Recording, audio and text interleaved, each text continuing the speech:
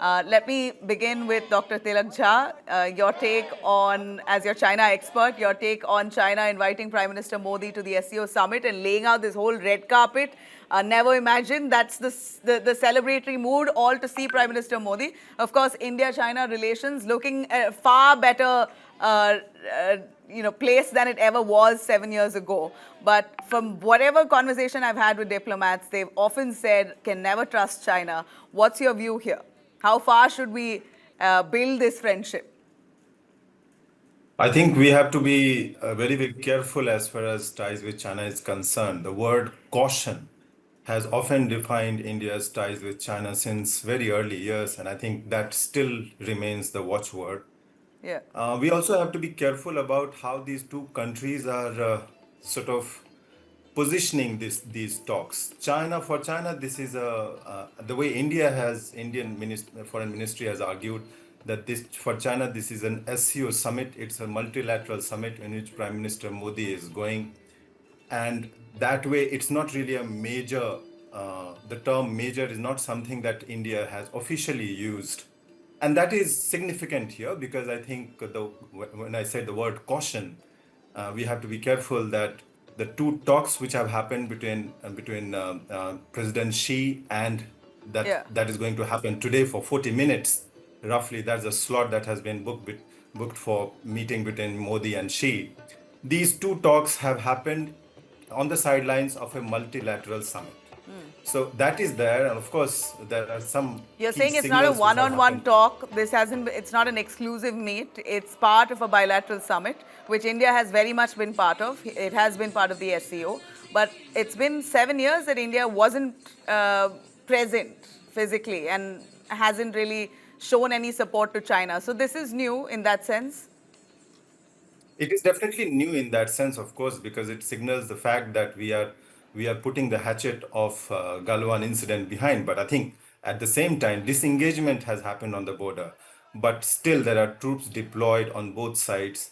They are not in eyeball to eyeball situation, but that is a major key concern for India, on which progress is yet to happen significantly. So that is also there. I think we have also seen very significantly that despite the Prime Minister Modi's meeting with President Xi last October in Kazan, in May this year, when this Operation Sindoor happened, China was very actively supporting Pakistan, providing satellite imageries and weapons. So I think the trust that we are talking about, all these red carpets leave behind, but the fact is that there remains very significant strategic trust gap between these two countries, and that thing hasn't vanished. We have an issue with America today, and I think that is acting as a stimulant of sorts. But the modality of India's dealing with different countries, for example, there were issues between India and Canada.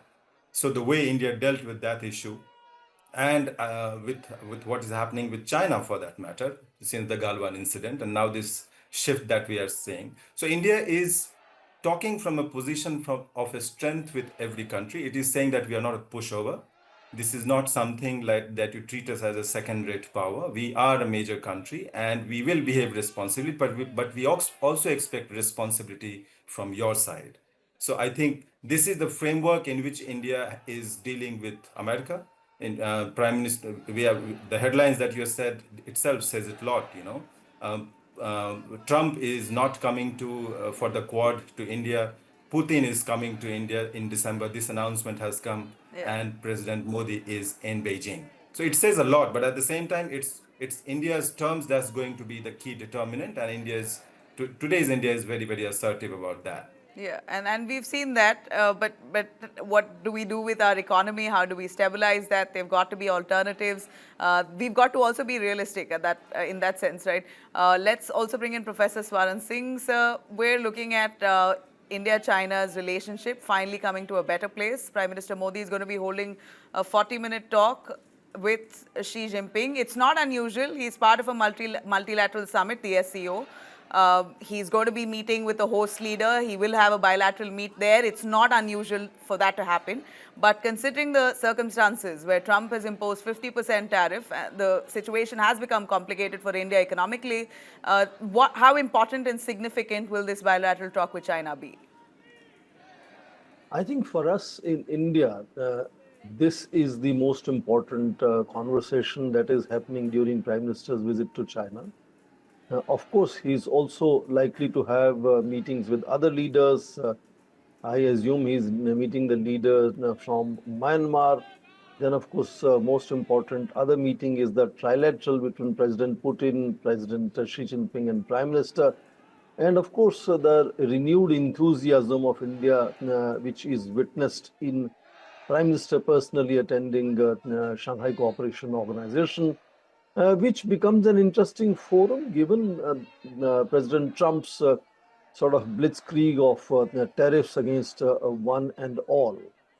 Second, you raised issue, and it is often raised about trust and distrust between India and China relations.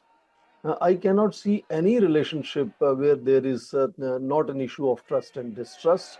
We are witnessing what is happening in India-United States relations right now.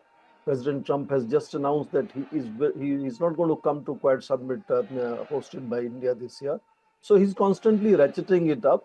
What we are saying is degrees of trust and distrust that is increasingly fluctuating. And in case of China and India, there's a clear turn after Kazan meeting of Prime Minister Modi and Xi Jinping as on the sidelines of BRICS summit, and now they are meeting on the sidelines of SCO summit.